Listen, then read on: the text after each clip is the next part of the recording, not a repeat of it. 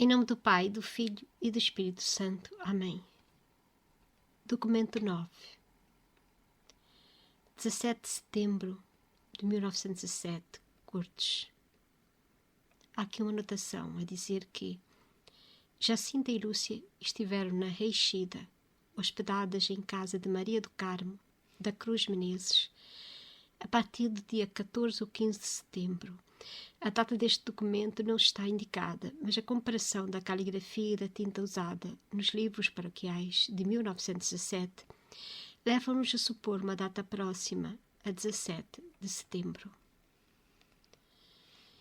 Depoimento do padre António dos Santos Alves, pároco das Cortes, sobre a conversa com a Lúcia e Jacinta em Reixida, freguesia das Cortes, com aditamento posterior sobre a sexta aparição. Então, tem aqui mais uma nota a dizer que este padre nasceu a 13 de março de 1867, frequentou o seminário de Leiria de Coimbra, em 1903 foi nomeado pároco de Barosa e em 1908 pároco das Cortes. Faleceu a 19 de maio de 1956. Então, os videntes de Fátima estiveram aqui neste local e foram interrogados, como vai ser muitas vezes, eles vão ser muitas vezes interrogados constantemente. E então ele vai fazer aqui um resumo daquilo que ouviu das três crianças. Videntes de Fátima, interrogadas no dia 17 de setembro de 1917, Lúcia, filha de António dos Santos, Abóbora, de idade de 9 anos, Jacinta, de idade de 7 anos, filha de Manuel dos Santos Marto, e Francisco dos Santos Marto, de idade de 9 anos, irmão de Jacinta. Bem, aqui diz António dos Santos Abóbora, mas eu procurei em vários locais e documentos da irmã Lúcia e até mesmo no site da irmã Lúcia, e o pai de Lúcia chamava-se António dos Santos. Abóbora eu nunca ouvi dizer. Eu não sei porque aqui foi colocado aqui abóbora. Mas o certo é que eu vejo em todos os sites que eu consultei acerca da irmã Lúcia, só vejo ali como pai António dos Santos. Mas pronto, em todos os sites que eu procurei, o pai é António dos Santos e a mãe Maria Rosa. Por isso, desconheço completamente de onde este termo abóbora. Mas continuando aqui, a leitura do documento.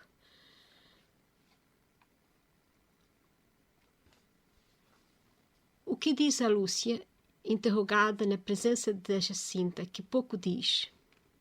Estamos a falar da primeira aparição.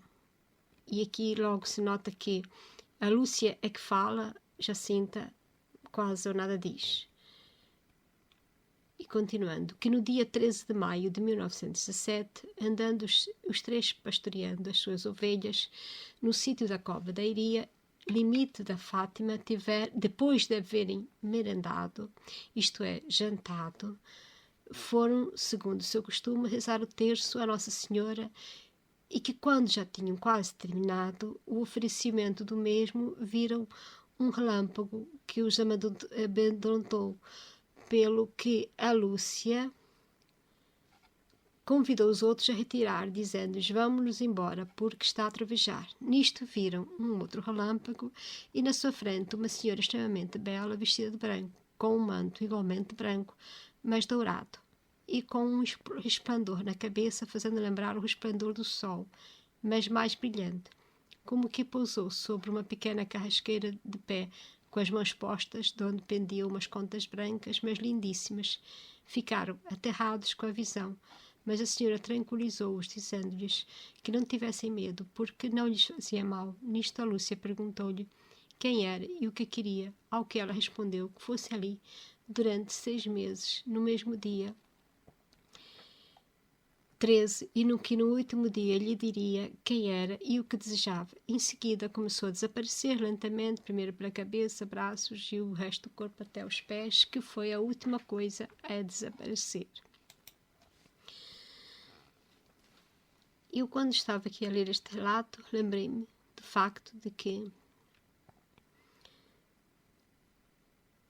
os únicos a saber do nascimento de Jesus, na altura que Jesus nasceu, foram os pastores. Os anjos foram anunciar o nascimento de Jesus e os únicos que ouviram e viram foram os pastores. E eu vejo que em várias aparições de Nossa Senhora, ela vai de encontro desses mesmos pastores. Em Fátima, em La Salette, e outras aparições, de certeza, até mesmo podemos dizer que a vidente de Lourdes não pastoreava nenhum rebanho, é verdade, mas ela andava pelo campo à procura de galhos, de madeira para fazer a lenha, para trazer lenha para casa. Por isso, Nossa Senhora procura sempre aqueles mais humildes, mas ao mesmo tempo são aqueles que acordam muito cedo, aqueles que geralmente estão atentos mesmo durante a noite, como foi no caso dos pastores em Belém, enquanto todos estavam nas suas lidas, nas suas vidas, na cidade, preocupados com as festas, talvez, ou com tudo que estava a decorrer, por causa da contagem das pessoas, que estava a ser obrigatório naquele tempo. Os pastores estavam ali em alerta, a cuidar do rebanho, e foram os únicos que souberam, que foram alertados, que o Salvador, a luz do mundo, nasceu em Belém. E aqui novamente em Portugal, Nossa Senhora vem a 3 pastores que, apesar de serem crianças, pelo que se vê aqui, eles merendavam, é verdade, mas rezavam o terço. Rezavam o terço à Nossa Senhora. E até faziam o oferecimento do terço. Eu pergunto se ainda vemos crianças a dedicar um tempo, um momento do dia a rezar o terço, como estas crianças, estes pastores. E depois, claro que Nossa Senhora disse-lhes para ficar tranquilos. E então que viessem ali mais vezes, porque ela ia aparecer sempre no dia 13. Depois temos aqui a segunda aparição, no dia de Santo António, a 13 de junho. Neste dia houve uma festa em Fátima, a qual a mãe de Lúcia, e não sei se também a de Francisca da Jacinta, queria que fossem assistir, mas em obediência ao que lhe tinha recomendado no mês anterior, deixaram a festa para ir ao local da aparição, onde se encontraram com algumas pessoas desconhecidas e apenas umas 3 ou 4 conhecidas. Um pouco mais ou menos pela mesma hora do mês anterior apareceu-lhes a mesma visão, pela mesma forma, e desta vez disse-lhes que continuassem a ir ali nos meses seguintes e que aprendessem a ler, e disse-lhes um segredo que lhes proibiu de revelar, fosse quem fosse. Dias depois, próximo do sítio da aparição, andando os 3 com o seu gado, pensaram em rezar o terço no local da aparição, mas para isso era forçoso abandonarem o gado, com perigo de danificar as searas próximas, ou pelo menos ficar em guarda e não ir rezar o terço. Resolveram ir todos rezar o terço e abandonar o gado, que imediatamente foi para uma terra de milho, couves, xícaros e outros legumes. Uma mulher que por ali próximo andava, ao ver as ovelhas naquela seara, chama os pastores, que não lhe responderam, pelo que ela mesma foi virar as ovelhas, que ao voltar as costas imediatamente para lá voltaram. Terminado o terço, foram os três para o seu gado, virá-lo do sítio em que andava e observar o prejuízo que tinha causado. Mas qual não foi o seu espanto quando viram que nada tinha sido danificado, o que foi confirmado pelo próprio dono, que, sendo-lhe dito que o gado tinha andado na sua fazenda, foi ao outro dia para observar o prejuízo que lá tinha, constatando que prejuízo algum lhe tinha causado. Aqui tem uma espécie de milagre que aconteceu e que eu não sabia. Só ler este documento que eu tive conhecimento. Para já, na segunda aparição, eles falam que houve Nossa Senhora indicou-lhes um segredo, disse-lhes um segredo. Nós pensamos que foi na aparição de 13 de julho que houve a revelação do inferno e os segredos. Mas nada podemos, como se diz, nada podemos pensar em contra que Nossa Senhora não tenha revelado outros segredos, outras coisas e que Lúcia levou para o túmulo, e que nunca falou. Porque como Nossa Senhora lhe disse que era segredo, e estas crianças levavam bem a sério os segredos que Nossa Senhora lhe dizia. Por isso, eu não posso estar aqui a dizer que não houve ou que houve. Mas o certo é que houve aqui uma espécie de milagre. Porque as crianças, depois dessa aparição, talvez por causa daquilo que Nossa Senhora lhes disse, foram rezar no lugar onde Nossa Senhora aparecia, mesmo sabendo que ela não ia aparecer, mas foram rezar lá. E o gado e as ovelhas acabaram por ir para uma plantação de milho, de couves, de vários legumes. E houve aí uma mulher que passou por ali e viu que aquelas ovelhas estavam a estragar aquilo tudo. Imagino, as ovelhas quando vêm, começam a comer aquilo tudo. Imagina como ficou. Mas as crianças continuavam a rezar o terço e tão focadas estavam a rezar o terço que a mulher bem os chamou, mas eles continuaram a rezar o terço. Quando eles acabaram de rezar, é aí que eles viram que as ovelhas estavam a estragar tudo. E eles foram realmente lá tirar as ovelhas. Mas notaram que não estava nada danificado. Entretanto, aquela mulher bem disse ao dono das terras: olha, esteve lá as ovelhas e danificaram tudo. E o homem até foi ver no outro dia, mas ele detectou que nada estava estragado. Como que uma prova de que as crianças estavam a rezar e que Nosso Senhor cuidou para que nada se danificasse, mesmo parecendo que se danificou, mas nada ficou, porque Deus cuidou. Nada ficou danificado porque Deus cuidou do que eles tinham que fazer, porque eles estavam a rezar tão atentamente o terço que nem deram conta que lhe chamaram. Eu às vezes penso quantas vezes que eu rezei o terço e eu estou preocupada com isto e com aquilo e quase sempre não me concentro exatamente no terço. E estas crianças conseguiam rezar o terço de forma tão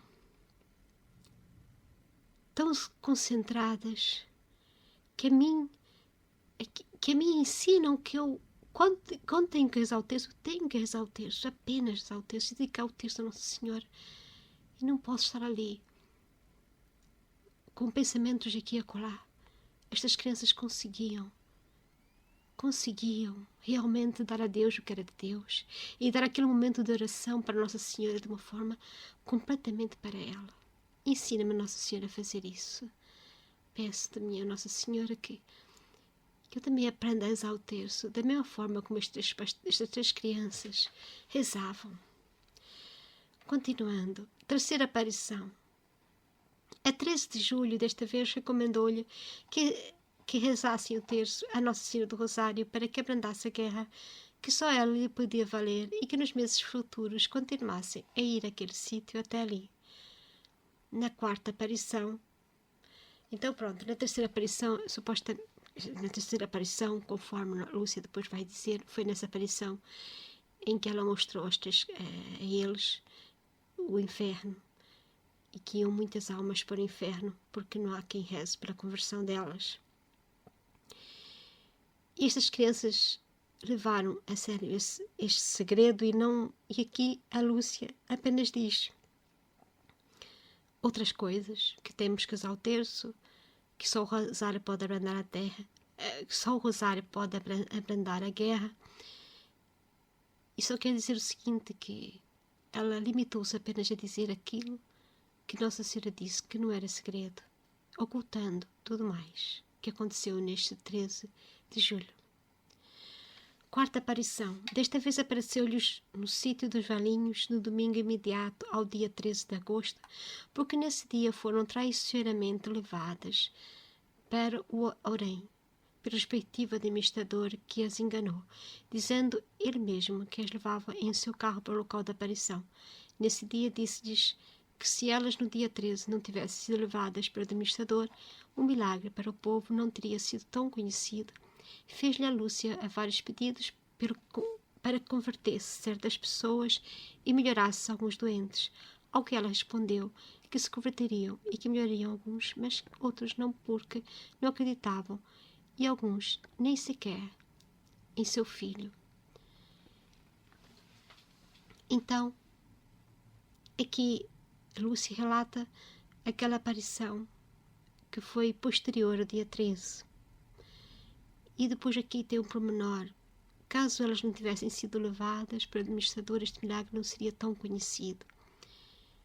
Há várias reflexões sobre esta frase, mas penso que, ao mesmo tempo, quando aquelas três crianças foram levadas presas, imagina hoje em dia se houvesse nas notícias que três crianças ou algumas crianças foram levadas presas. As pessoas ficariam horrorizadas. Ainda mais três crianças que não estavam a fazer nada de errado em termos de crime. E então, naquela altura, foi realmente uma coisa horrorosa pegarem três crianças sem consentimento de seus pais, levarem-nas para um local completamente desconhecido durante alguns dias. E isto foi para a população naquela altura algo revoltante, tão revoltante que até o próprio pároco de Fátima teve que fazer uma mensagem, como já tive aqui a partilhar em documentos anteriores, uma mensagem que teve que ser publicada em vários jornais, e dizer que ele não tinha tido qualquer papel de consentimento no que o administrador fez. Porque o povo estava mesmo revoltado, porque uma coisa é não acreditarem nas aparições e não quererem que aquilo estivesse a acontecer. Outra coisa é pegarem três crianças, desaparecerem com elas, assim, e como se tivessem a afrontar o próprio Deus, como se tivesse... foi algo que o povo não aceitou. E como o povo não aceitou, mesmo aqueles que estavam meio incrédulos começaram a crer. Porque o que fez o administrador nada mais fez do que dar publicidade, mais publicidade ao que estava a acontecer em Fátima. Porque se aquilo estava a decorrer de uma forma normal, como vimos na segunda aparição, eram algumas pessoas que começaram a aparecer ali, mas nada de muita gente. Acho que a partir deste momento em que o administrador lembra-se de roubar as crianças do local, fez com que aquilo realmente ficasse mais publicitado. E as pessoas quisessem realmente saber o que estava a acontecer. E porquê que o administrador estava tão preocupado com aquilo? Fez exatamente aquilo que depois Nossa Senhora disse. Se vocês não tivessem sido levados, o milagre por ele não teria sido conhecido. Nosso Senhor, Deus, usa das coisas de certa forma, más que acontecem, até essas coisas ele as usa em benefício e para a honra de Deus. Por isso, dos males pode advir outros bens. Como sempre, na graça de Deus, mesmo que pareça um grande mal, pode ser uma graça. Mas continuando, quinta aparição, dia 13 de setembro. Disse-lhes que apareceria em outubro, primeiro sobre a representação da Nossa Senhora das Dores e depois sobre a da Nossa Senhora do Rosário. Recomendou-lhes que rezassem o texto da Nossa Senhora do Rosário para que abrandasse a guerra que estava para acabar. Disse-lhes também que em outubro viria também São José, como menino Jesus, para dar a paz ao mundo, e seu divino Filho para dar a bênção ao povo. Então, Nossa Senhora começa a fazer para a Lúcia um pequeno resumo do que vai acontecer na última aparição em 13 de outubro. E faz com que, assim, através disso, as pessoas tivessem vontade realmente de ir ver e de estar lá no dia 13 de outubro. Depois há aqui este aditamento da sexta aparição de 13 de outubro, que é assim, disse-lhes que era Nossa Senhora do Rosário, que a guerra acabava naquele dia, que os nossos soldados em breve viriam, que construíssem no sítio da aparição uma capela Nossa Senhora do Rosário e que o povo se emendasse de seus pecados, que muito tem ofendido a seu filho. Bem, nós temos que pensar aqui, nesta sexta aparição e última, 13 de outubro de 1917, Nossa Senhora diz que, pelo menos a Lúcia, naquela confusão toda, estamos a falar de 3 crianças no meio de uma multidão de pessoas. Quem vê as fotos do 13 de outubro apercebe-se que aquelas 3 crianças estavam ali no meio de uma multidão incontável, que até havia lá jornais, pessoas de todos os lados, que queriam saber afinal o que iria acontecer em outubro. Os próprios pais de Lúcia temeram pela vida da Lúcia e até acompanharam, porque se não acontecesse nenhum milagre, até aquelas crianças seriam esmagadas por aquele povo. Por isso, o que aconteceu em 13 de outubro foi uma indicação de que aquelas crianças não estavam a mentir e nunca mentiram. O povo viu algumas coisas e quem já viu o relato da aparição a Lúcia e a Jacinta e a Francisco vão reparar que enquanto Nossa Senhora está a falar com eles, está a decorrer aquele milagre do sol a bailar. É interessante que ao final de tudo isso as pessoas perguntam: vai acabar a guerra? E a Lúcia depois vai dizer que acaba hoje, mas o que Nossa Senhora diz é que vai acabar em breve. E eu tenho aqui uma coisa a dizer a todos. Nossa Senhora estava mais preocupada com outra guerra. As pessoas do mundo preocupam-se com as guerras e devem se preocupar, porque as guerras, ainda mais essas guerras do século XX, foram das piores que houve na nossa história da humanidade. Coisas horrendas foram feitas e pessoas obrigadas a ir para terras, pais de família que tiveram que deixar seus filhos, suas famílias para irem, e muitos deles perderam a vida. Isto é abominável. Qualquer guerra é abominável. Mas há uma outra guerra que Nossa Senhora está aqui a chamar a atenção a todos nós. Que enquanto acontecia essa guerra, essa primeira guerra em que dizimava vidas e dizimava muitos bens materiais também, havia outra guerra que estava a decorrer. E era essa guerra que Nossa Senhora estava mais preocupada também. Era a guerra dos pecados da humanidade, das ofensas que eram feitas a seu Filho Jesus. E essa guerra desses pecados, dessas ofensas, estava a matar não apenas o corpo, mas a alma de muita gente. Enquanto que a maioria do povo estava preocupado se a guerra, aquela guerra que matava corpos, estava para acabar. Uma outra guerra avançava cada vez mais, matando as almas das pessoas, com a descrença, com as ofensas a Nosso Senhor e a Nossa Senhora, como até hoje continuam. Esta guerra que tem levado tanta gente para o inferno, como disse mesmo Nossa Senhora, vão muitas almas para o inferno, porque não há quem faça penitência e reze por elas. Que o povo se emende, diz Nossa Senhora. Que o povo se emende, porque Nossa Senhora já fala no povo, já não fala de quem está no poder, das elites, porque essas já, por causa do poder, essas já se deram, já se deixaram enredar pela escravidão do pecado, por causa do poder da riqueza que os submerge.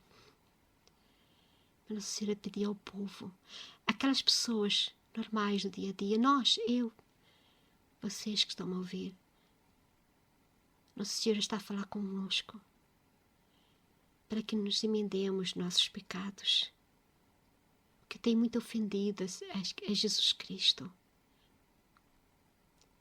Que nós possamos pensar muito bem nesta guerra espiritual que vivemos hoje, em que está a matar muitas almas, que continua a matar muitas almas. Esta guerra devastadora, que leva muitas almas para o inferno. É esta guerra que Nossa Senhora vem pedir, rezem o terço. Se emendam. Não ofendam mais a meu Filho Jesus Cristo. Isso aí vai ser por causa disso que depois vai ser pedido aquela reparação, aquele terço de reparação, que eu já partilhei num vídeo anterior, os mistérios gozosos, mas depois vou partilhar mais os outros dois, o santo terço de reparação, como pediu Nossa Senhora e depois Jesus Cristo, a Lúcia, posteriormente, quando ela já estava no convento, em reparação às ofensas do Imaculado Coração de Maria. Pensamos, ainda mais nesta altura em que muitas ofensas são feitas, mesmo contra a virgindade perpétua de Nossa Senhora, contra a sua Imaculada Conceição. Ofensas e mais ofensas que são feitas ao nome de Jesus Cristo. E este pedido de Nossa Senhora é feito também a cada um de nós, para que nos emendemos de nossos pecados, que têm ofendido muito a Jesus Cristo, e possamos viver então em nossas vidas a mensagem de Fátima. Nós, povo, a quem Nossa Senhora falou através de Lúcia e deixou escrito através destes documentos que estou agora a partilhar convosco. Vamos descobrindo que existia, ao mesmo tempo que havia uma guerra, como sempre houve guerras no mundo, há uma guerra espiritual, essa sim que mata para sempre, que mata a alma, não apenas o corpo. Ave Maria, cheia de graça, o Senhor é convosco. Bendita sois vós entre as mulheres, e bendito é o fruto do vosso ventre, Jesus. Santa Maria, Mãe de Deus, rogai por nós, os pecadores, agora e na hora da nossa morte. Amém. Em nome do Pai, do Filho e do Espírito Santo. Amém.